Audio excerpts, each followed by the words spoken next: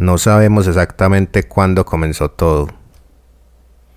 Probablemente no hubo un día en el que un homínido despertó preguntándose acerca de su propia conciencia. Fue más un proceso lento, casi imperceptible, que se extendió durante cientos de miles de años. En un principio, esa inteligencia no surgió para hacer filosofía, sino para sobrevivir. En el ejercicio cotidiano de conservar la vida, nuestros antepasados aprendieron a reconocer regularidades en la naturaleza. Entonces empezaron a descubrir ciertas estaciones, pues como el tiempo. Ciertas estaciones favorecían la recolección de la comida, por el nacimiento pues de la vegetación, de ahí vino la agricultura, que el movimiento de los astros permitía orientarse y anticipar los cambios del clima también. Podríamos empezar a leer el cielo, que el fuego transformaba los alimentos y ofrecía también protección, las huellas de los animales cuando se iban a cazar, que algunas plantas podían curar y otras resultaban venenosas. Entonces todas estas prácticas nacieron de la necesidad de sobrevivir, ¿cierto? Pero poco a poco fueron revelando algo mucho más profundo, que la naturaleza no era un conjunto de acontecimientos caóticos, sino como una realidad en la que podían descubrirse patrones, regularidades y relaciones. Es esa capacidad para reconocer los patrones, unida a la curiosidad, una curiosidad cada vez mayor, terminó convirtiéndose en uno de los motores más poderosos de la evolución humana. Ya no bastaba con saber que algo ocurría, entonces ya nos preguntábamos por qué ocurría y cómo podíamos comprenderlo mejor, como las causas de las cosas. Bienvenidos a Filoparchando de la Noche, el momento en que la filosofía sale de los libros para encontrarse con nuestra vida cotidiana, con la ciencia, con el arte y los demás asuntos que nos constituyen. Filoparchando de la Noche, con su anfitrión, Wilder Carmona.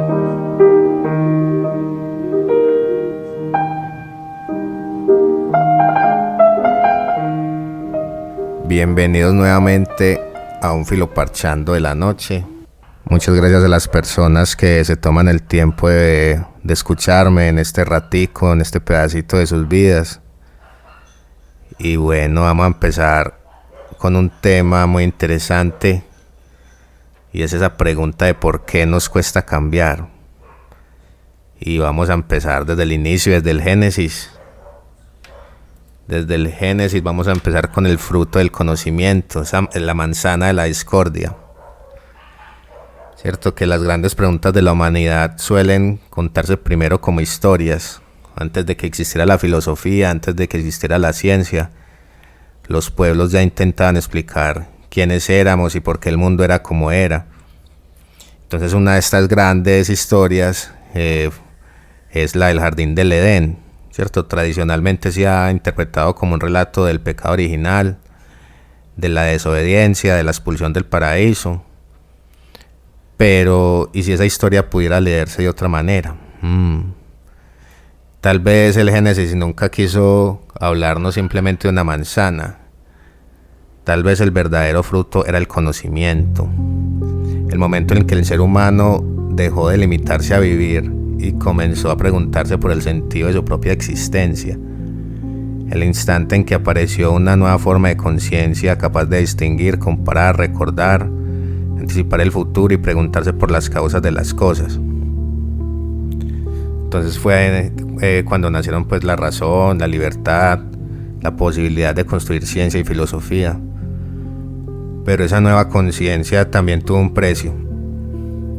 Con ella aparecieron preguntas que ningún otro ser vivo parece formularse del mismo modo. La conciencia de la muerte, la incertidumbre frente al futuro, la culpa por nuestras decisiones, el miedo a perder lo que amamos y la inquietud por encontrar un sentido a nuestra existencia. Ya no bastaba con sobrevivir, ahora también había que comprender. Entonces aquí resulta sugerente recordar la lectura que propone Baruch Spinoza, que para él el conocimiento no nos aleja de Dios, por el contrario, es el camino que puede conducirnos a comprenderlo mejor. Y ese Dios no es un ser separado del mundo que castiga desde afuera, sino la misma naturaleza, la naturaleza infinita de la que nosotros formamos parte. Entonces ese relato del Edén deja de ser una historia de una humanidad condenada y se convierte más bien en la historia de una conciencia que apenas comienza su largo proceso de maduración, creería yo. La expulsión del paraíso entonces se dio porque nos tuvimos que volver responsables de nuestra propia libertad, ¿cierto? La razón nos otorgó la libertad. Entonces el verdadero desafío es en aprender a utilizarla, ¿cierto? Aprender a utilizar la razón, porque desde aquel momento la humanidad emprendió un viaje que todavía continúa.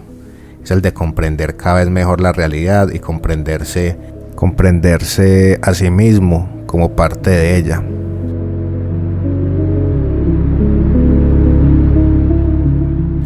Esto es importante desde Sócrates, que desplazó la mirada desde la naturaleza hacia el ser humano e hizo célebre pues esta invitación escrita en el templo de Delfos, del conócete a ti mismo. Entonces ahí la filosofía comenzó como un doble camino que todavía recorremos hoy, que es comprender el universo y comprendernos a nosotros mismos. Así como es adentro, es afuera. Desde Guayabal, transmite La 15 Radio. Bueno, entonces continuemos con que quedamos embarazados de la razón, ¿cierto? Entonces por eso ya los seres humanos empezamos a experimentar una forma de sufrimiento particularmente compleja. Cuando alguien está embarazada, que ya empieza como un sufrimiento y un calvario que se lleva a cuestas, porque los animales probablemente sienten dolor cuando son heridos o cuando enfrentan una amenaza inmediata. Nosotros también, pero además podemos sufrir por una conversación o por un futuro que imaginamos, pues por un recuerdo, por una nostalgia, por una interpretación también que construimos de manera errónea. Nuestra capacidad para representar el mundo amplió enormemente nuestra libertad, pero también hizo mucho más compleja nuestra vida emocional. Entonces aquí comienza la aventura del conocimiento, ¿cierto? De que el ser humano comenzó a preguntarse por el mundo, también comenzó a preguntar por la manera de conocerlo, cómo distinguir una simple opinión de un conocimiento verdadero. ¿Cómo saber si nuestras explicaciones corresponden realmente a la realidad?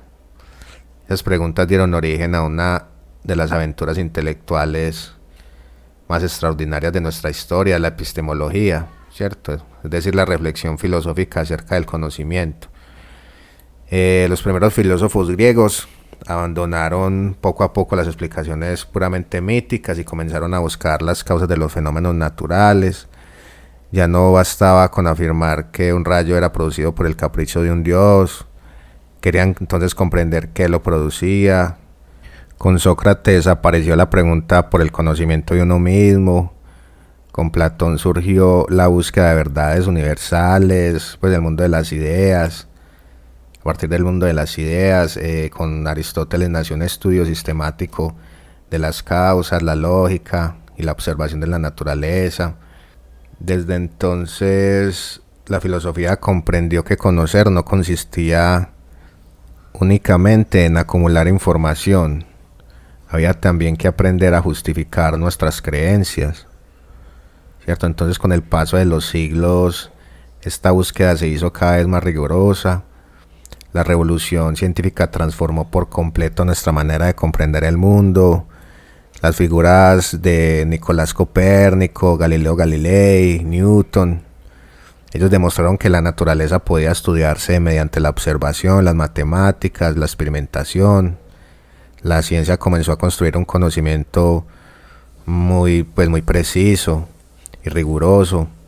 Sin embargo, cuanto más avanzaba, más profunda se volvía una pregunta: ¿por qué podemos confiar en ese conocimiento? ¿Cierto? Entonces fue cuando apareció un filósofo llamado David Hume, dispuesto a cuestionar algunas de las certezas más sólidas de la filosofía moderna. En ese momento, Hume observó que muchas de las cosas que damos por evidentes quizás no proceden de una necesidad lógica, sino del hábito. Esperamos que el sol salga mañana porque siempre lo ha hecho. Creemos que el fuego quema porque siempre lo hemos experimentado así. Pero estrictamente hablando, nunca percibimos la conexión necesaria entre una causa y un efecto, la causa y ese efecto, sino que percibimos únicamente una sucesión constante de acontecimientos. Nuestra mente termina acostumbrándose a esa regularidad y construye la experiencia o la expectativa de que volverá a repetirse. Esa idea fue revolucionaria. Si Hume tenía razón, muchas de nuestras certezas no descansaban sobre una demostración absoluta, sino sobre hábitos de interpretación que habían resultado útiles hasta ahora. Entonces, de repente, la razón tuvo que enfrentarse a una pregunta inquietante: ¿hasta qué punto conocemos realmente el mundo y hasta qué punto estamos interpretándolo desde nuestras costumbres? Entonces, esa duda marcaría un antes y un después en la historia de la filosofía y prepararía el camino para uno de los proyectos más ambiciosos jamás emprendidos: la investigación de Immanuel Kant, que él realizaría una investigación sobre los límites y las posibilidades de la razón humana. Entonces ahí es donde nace la crítica de la razón pura. Somos música, somos arte, somos información, somos comunitarios, somos la 15 Radio, la tuya. Somos la emisora comunitaria de la Comuna 15. Entonces, a mediados del siglo XVIII, las ideas de David Hume comenzaron a extenderse por Europa como una verdadera sacudida intelectual. Lo que para muchos era una simple discusión filosófica, para otros significaba una amenaza mucho más profunda. Si Hume tenía razón, la ciencia misma parecía quedarse sin fundamento.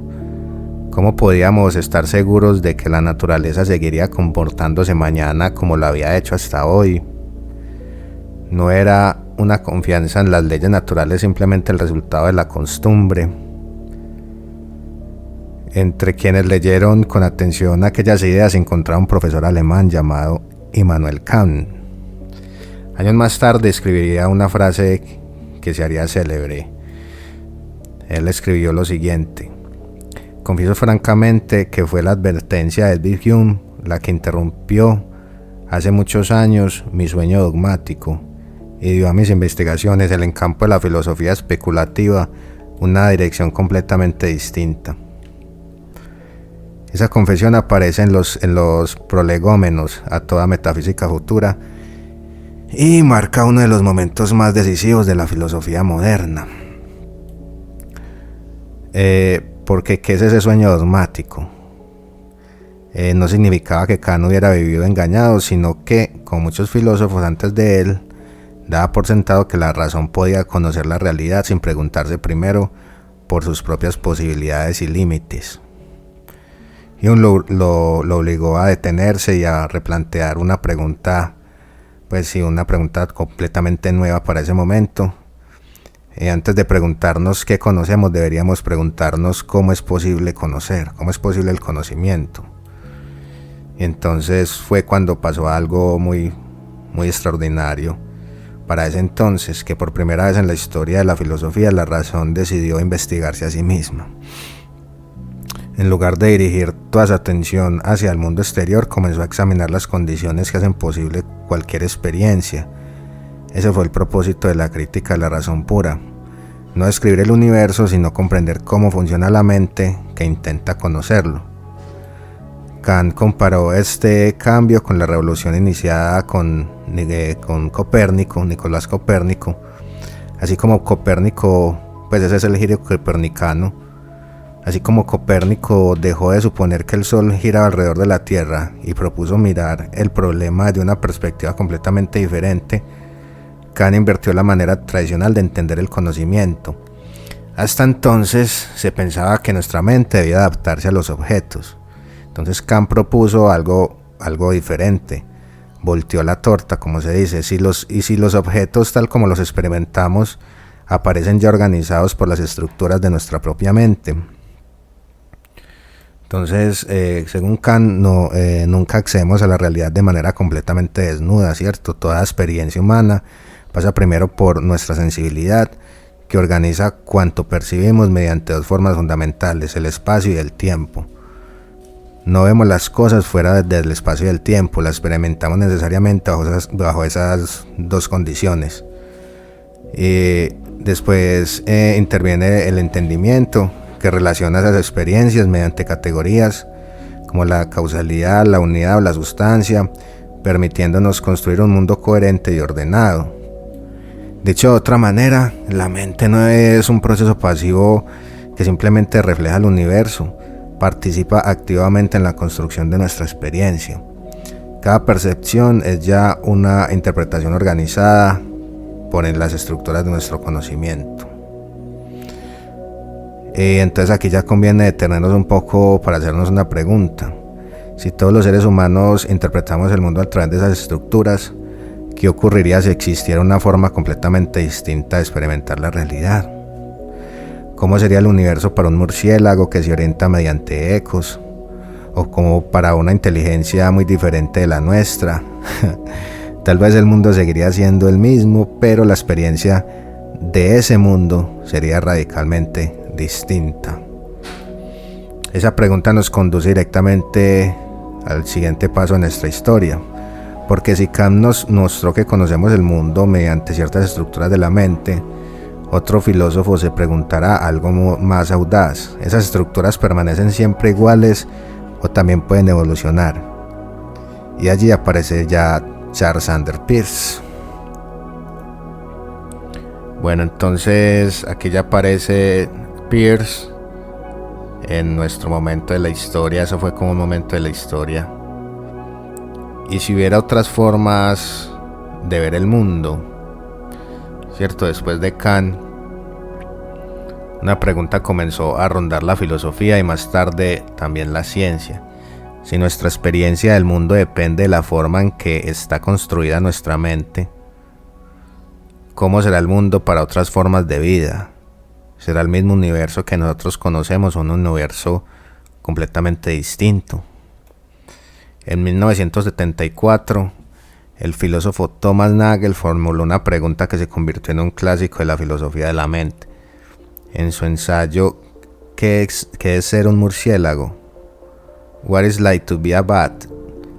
Escribió: un organismo tiene estados mentales conscientes si y solo si hay algo que sea ser ese organismo, algo que sea para ese organismo. Con esta sencilla frase quería demostrar que toda experiencia posee un carácter subjetivo imposible de reducir por completo a una descripción científica. Pensemos por un momento pues en el murciélago. Mientras nosotros dependemos principalmente de la vista, él se orienta mediante ecos. Ve el espacio escuchándolo. Entonces es diferente, ya el espacio y tiempo para él se configura de manera diferente. Las abejas perciben colores ultravioleta que nuestros ojos jamás podrían contemplar. Algunas especies serpientes detectan la radiación y el infrarrojo para poder localizar a sus presas por el calor que emiten. El universo físico sigue siendo el mismo, pero cada especie habita un mundo perceptivo diferente. Entonces surge la pregunta pues inevitable: ¿vemos nosotros la realidad como es o simplemente la forma de realidad de nuestro cuerpo y nuestra mente la vemos como ellos la pueden experimentar, como esas características de nosotros? Entonces el mundo sea mucho más rico de lo que alcanzamos a percibir, ¿cierto? Muy probablemente esa experiencia sea mucho más rica, que nuestra experiencia sea una ventana, pero no pues toda la casa, sino una ventana de ese edificio, puede ser. Entonces resulta especialmente valiosa la fenomenología, ¿cierto? La corriente filosófica desarrollada entre otros por Ponty y por Husserl. La fenomenología no pretende preguntarse primero cómo es el mundo en sí mismo, sino cómo aparece el mundo ante nuestra experiencia. En lugar de partir de teorías abstractas, nos invita a volver a la vivencia misma, aquello que experimentamos antes de elaborar explicaciones científicas o filosóficas. No busca negar la realidad, sino comprender cómo se manifiesta para una conciencia encarnada, ¿cierto? Por eso Merleau-Ponty afirma lo visible y lo invisible en una de sus ideas más profundas, que es la carne del mundo, como esta expresión que no se refiere únicamente a nuestro cuerpo físico, sino al hecho de que no somos espectadores separados del universo. Nuestro cuerpo pertenece a la misma trama de la realidad que intenta conocer. Tocamos el mundo, pero una reversibilidad, pero el mundo también al mismo tiempo nos toca a nosotros. Lo vemos, pero también somos visibles para los demás. Entre nosotros y la naturaleza no existe una separación absoluta, sino una participación recíproca. Por eso nuestros sentimientos resultan tan importantes. No aparecen como algo extraño añadido desde afuera, sino como la forma en que esa relación viva con el mundo se hace presente en nuestra experiencia. Cuando algo nos alegra, nos entristece o nos inquieta, no solo está reaccionando nuestro cuerpo, toda nuestra historia, nuestras expectativas y nuestra manera de interpretar la realidad entran en juego. En cierto sentido, podríamos decir que los sentimientos son la manera en que el mundo también nos toca por dentro. Entonces aparece la pregunta, otra vez. Si nuestra manera de experimentar el mundo depende de nuestros hábitos de percepción y de interpretación, ¿es posible que esos hábitos cambien? ¿Puede evolucionar nuestra forma de conocer? ¿Podemos aprender a interpretar la realidad de maneras que hoy todavía no imaginamos? Entonces ahí sería precisamente Peirce quien se atreverá a responder afirmativamente. Para él la mente humana no es una estructura terminada, sino un proceso vivo de interpretación que continúa evolucionando junto con la experiencia. Este es el lugar perfecto para volver al tema de los sentimientos epistémicos del primer episodio. Entonces, si cada especie percibe el mundo de una manera distinta, quizá también cada nueva etapa del conocimiento humano implique una nueva manera de experimentarlo. Cuando un científico tiene la eureka, que hablamos acerca de la eureka, cuando un artista descubre una nueva forma de mirar, o cuando una persona comprende algo decisivo sobre su propia vida, no cambia únicamente una idea, cambia la manera misma en que el mundo aparece ante ella. Tal vez por eso los sentimientos epistémicos, como la sorpresa, la duda, la curiosidad o la comprensión, no sean simples emociones, sino señales de que nuestra conciencia está reorganizando sus propios modos de interpretar la realidad.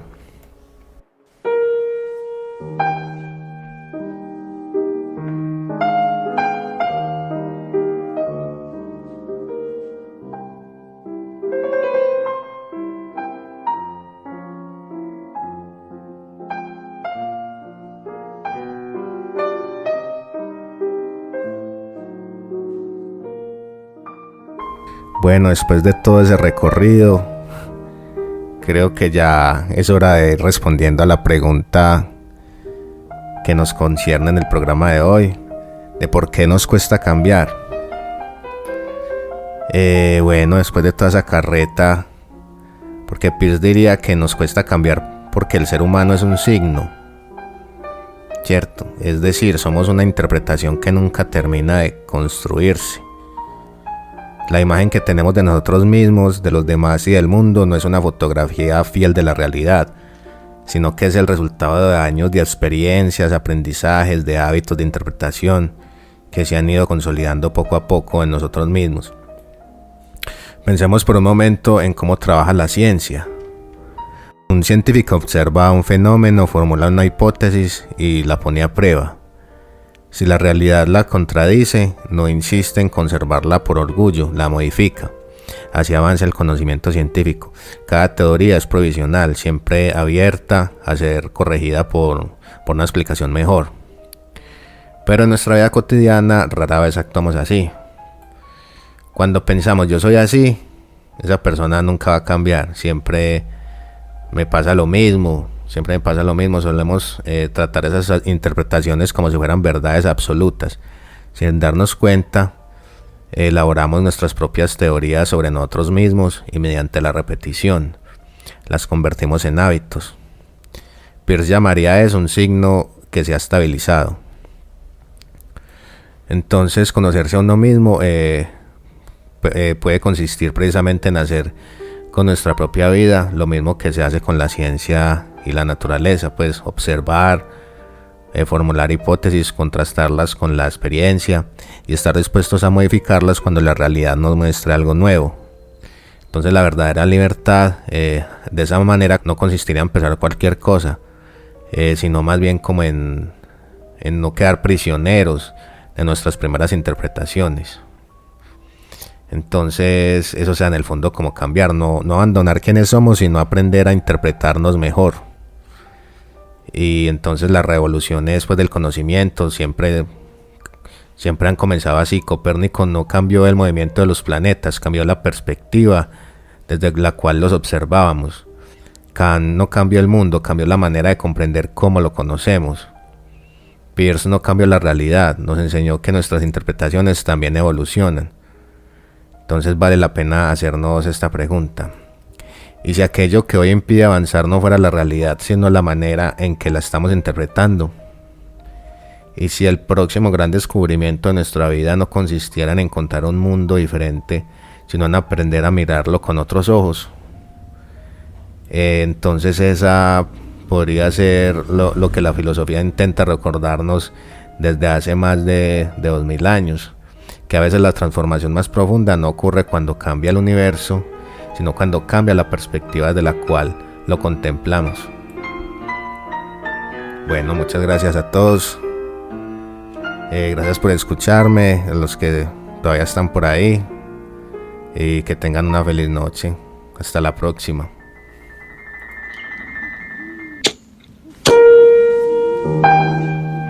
Bienvenidos a Filoparchando de la Noche, el momento en que la filosofía sale de los libros para encontrarse con nuestra vida cotidiana, con la ciencia, con el arte y los demás asuntos que nos constituyen. Filoparchando de la Noche, con su anfitrión, Wilder Carmona.